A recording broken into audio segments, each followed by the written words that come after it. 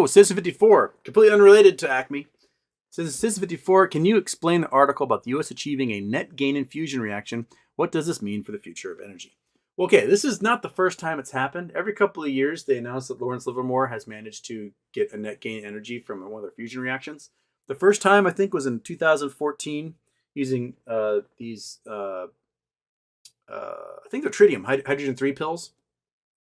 And they basically take a bunch of lasers, like 200 lasers, high-powered lasers, and they all focus it onto one of these pills of hydrogen. And the thing causes them to fuse into helium, whonk, and they get more energy out than they put in. So they put in 2.1 megajoules of energy, and they got out 2.5 megajoules of energy. So they got more energy out than they put in, which is not how normal energy production works. Why?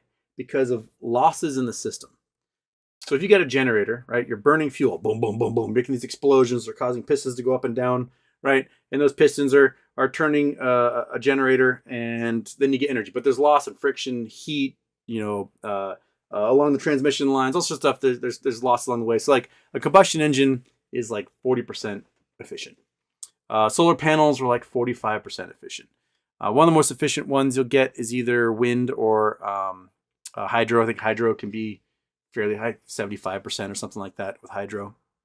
But with fusion, you are at over 100% efficient. So you can put in fuel and get more out than the energy put in to combust that fuel. And that's the magic. It creates an incredible amount of energy. It can create sustained reactions. And the problem is trying to contain it and then transfer that energy into like the electrical grid. So there's been quite a few designs done for the magnetic containment units that would house these essentially like violent explosions that happen from fusion and not allow the electromagnetic energy to escape, and then converts it into nordic electricity and then passes out into the grid. The two big ones that worked on it for large scale are Lockheed Martin and University of Washington. Then there's another company here in Seattle, Zap2, that's going to make little tiny ones. They're almost like household sized ones, which seems kind of weird that a lot of people have like nuclear fusion going on in their house. And I think my friend Josh actually's got a job doing the PR for them. He alluded to it. He's like, I just got a job with a Seattle fusion company. And I was like, are you working for them, Josh? Yeah, that's what it means for the future energy is we're going to the moon, baby.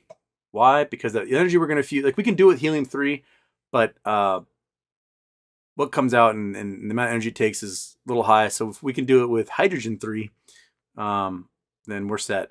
So we're going to helium-3. Ow. Why are you biting my finger? You're biting my finger.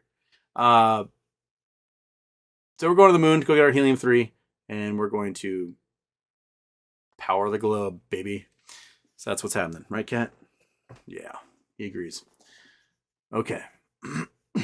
Lost Waves. Can't GME and AMC be halted the same way Acme was? It's just called T6 instead of U3.